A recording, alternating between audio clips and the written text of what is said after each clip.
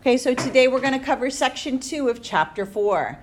Today we're going to learn how to apply congruence and find congruent triangles. So, by definition of congruent figures, there are going to be two figures that have the same size and shape. In order right now to prove that triangles or figures are congruent, we must show that every corresponding part of one figure are congruent to the corresponding parts of the other figure. Now, sometimes when you're given these two figures to find out if they're congruent or not, they might not be sitting nice and pretty like these two.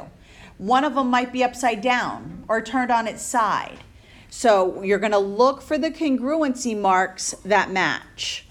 Now, right now, before we learn any shortcuts, and we're going to learn some shortcuts coming up in this chapter, right now, the only way that we know how to prove two figures are congruent is to show that every corresponding part matches.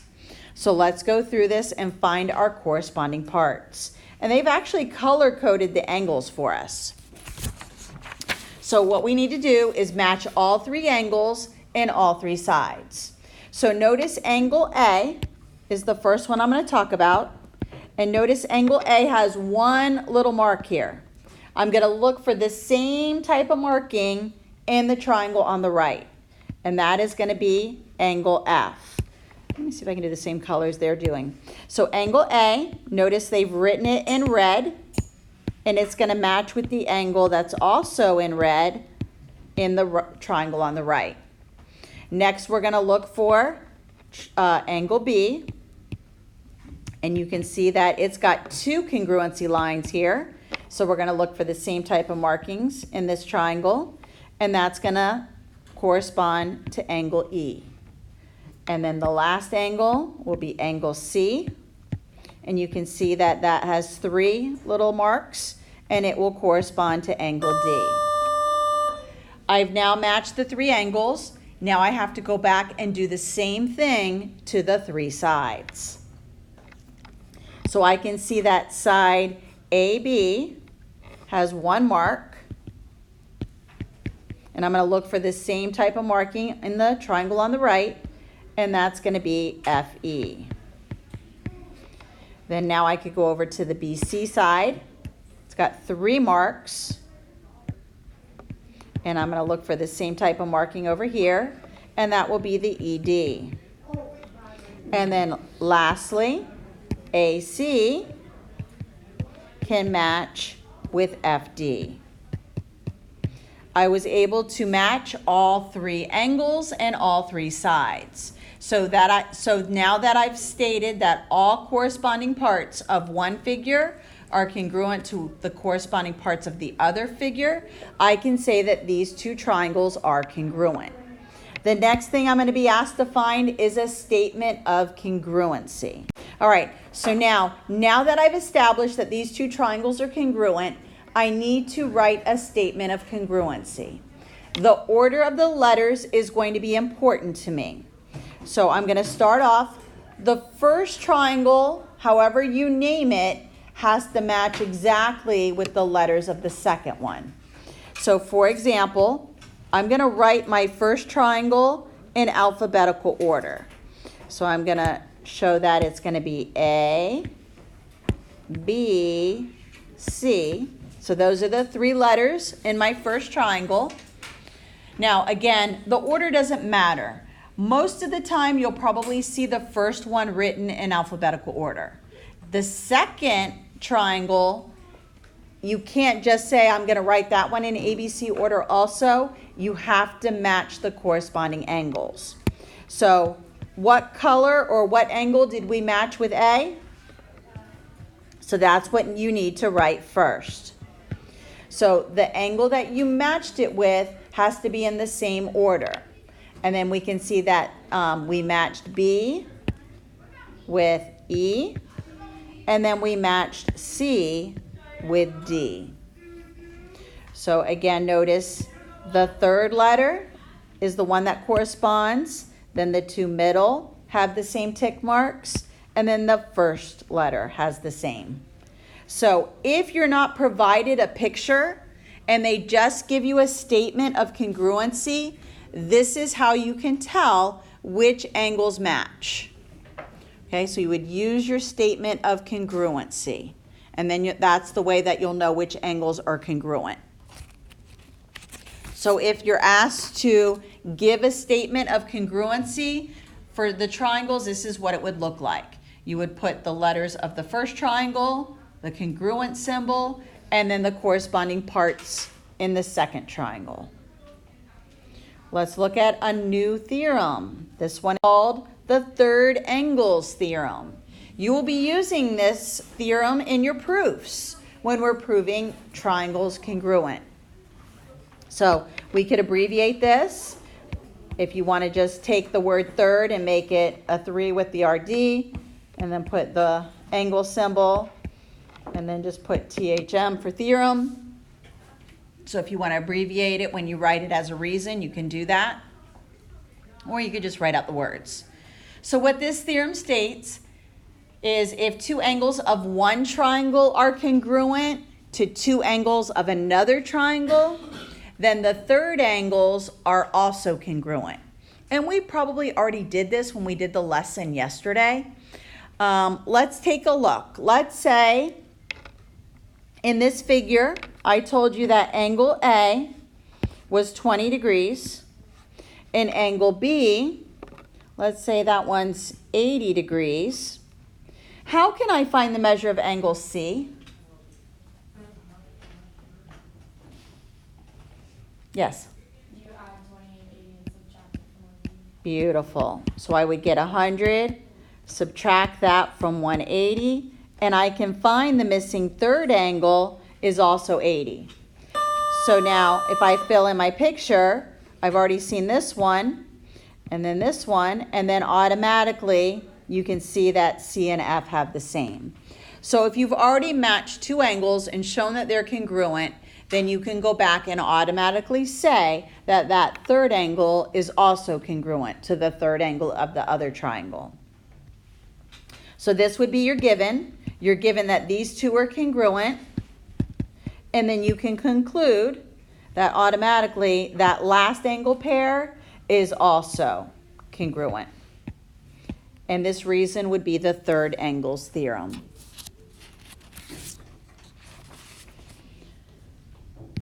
Next, properties of congruent triangles. These should not be new to you. We did these with variables. We did these with angles. We did these with segments. Now we're using the reflexive, symmetric, and transitive properties for congruent triangles. So again, reflexive is like the mirrored image. Triangle ABC is congruent to triangle ABC. Symmetric, that's like the line of symmetry. So they're saying if triangle ABC is congruent to triangle DEF, then DEF is congruent to ABC. And then transitive, remember we cross off that middleman. So if ABC is congruent to triangle DEF, and if DEF is congruent to JKL, cross off the middleman, and we can also conclude that triangle ABC is congruent to JKL. All right, sometimes, always, and nevers. So when I fill mine in, I'm going to use A for always, and I'll put an S for sometimes, and an N for never. So an acute triangle is blank congruent to an obtuse triangle? Never. A polygon is blank congruent to itself?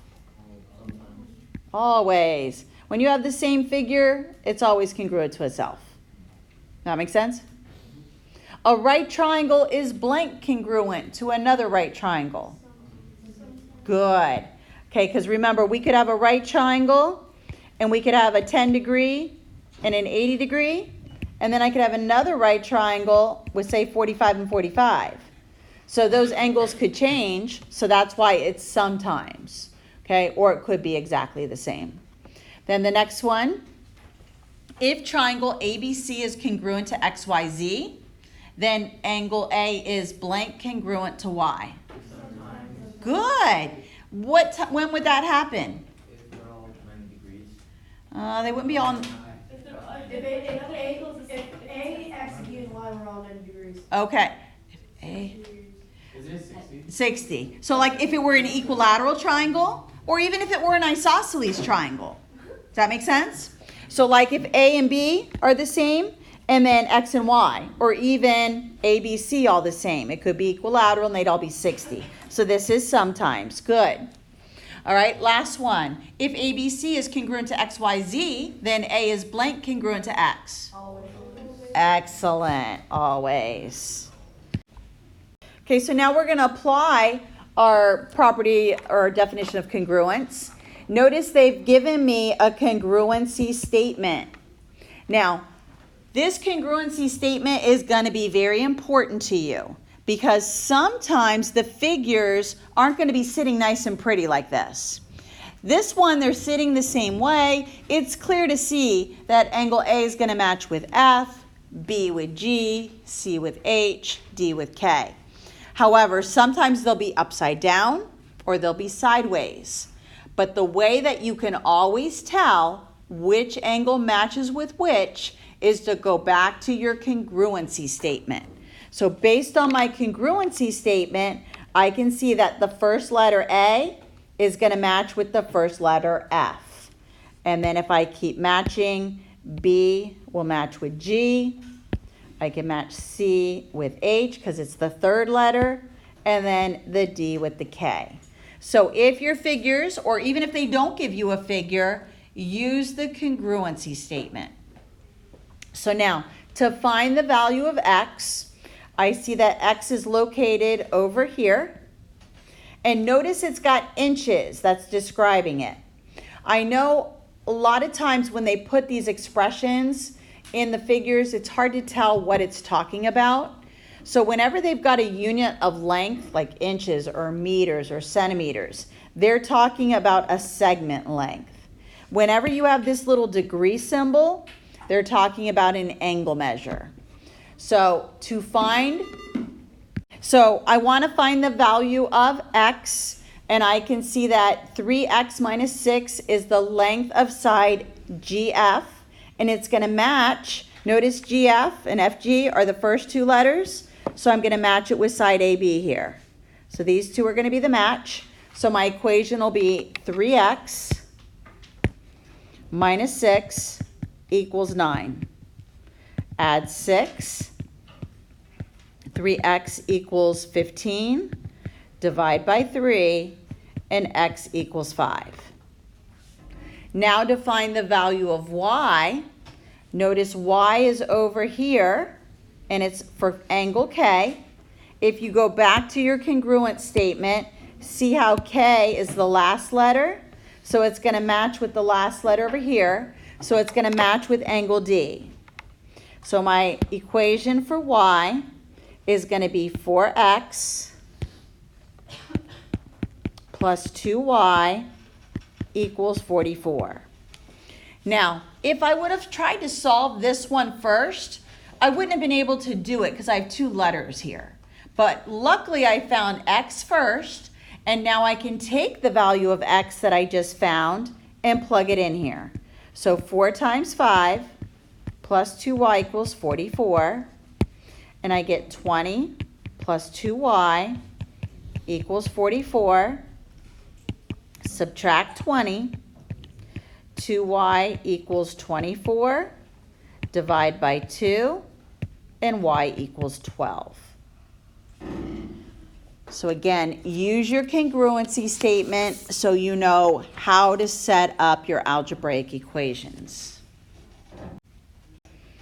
So the next slide has a word problem on it. It says Maggie took the piece of fabric, and they've labeled it with, looks like it's a rectangle, STUV, shown in the diagram, and cut it on the diagonal to make a scarf for her and a friend.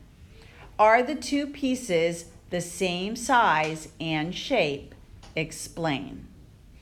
Now, first thing we need to do is show that these are two congruent triangles. So again, we need to show all three sides are congruent in all three angles. So let's do the sides first because that's going to be the easiest part. So I can see that ST has two little marks here, and so does VU. So I could say that ST is congruent to VU. That's my first side. Then I can also say this side over here, SV is congruent to TU. So SV congruent to TU because they both have one little mark. Now the third side is the same side for both triangles. So you're going to say that SU is congruent to SU. And if you were stating this in your proof, your reason would be reflexive. Now, as far as these first two, these were given. So if this were proof, the first two statements would be given. The SU is congruent to SU. Your reason would be reflexive. Okay, so then next I need to show the angle congruencies. So we could automatically show that angle T is congruent to angle V because they're both right angles, and that was given. However, to show that angle 1 is congruent to angle 4, we would have first established that the lines were parallel, and we could either use that theorem that stated if two lines are perpendicular to the same line, then the lines are parallel, or we could have also used our same side interior angles converse. So angle 1 is congruent to angle 4, and then I can also say angle 2 is congruent to angle 3. So now that I've established that all three angles are congruent and all three sides are congruent, I can say yes, both pieces of this fabric are the same size and same shape. Our example to proof. Now, what I recommend you do is as you're filling in your given information, also label your picture. Now, when people took the test the other day, I saw many people left off some of the given information. Do not leave out any of the given. If it's given to you, you need it in your proof, and it needs to be listed as a statement. So let's go through this. I'm going to first list all my given, and I'm going to list it all in one statement. So I'm going to say that SV is congruent to RV, and I'm also going to go over here and label my picture. So SV gets a tick mark, and the same tick mark on RV. Then I'm going to go back over here and state that TV is congruent to WV. I'll go over here and make another marking. So TV and WV. And then I also have ST congruent to RW. Go ahead and add a mark for that. 1, 2, 3. And then I'm also given that angle T is congruent to angle W.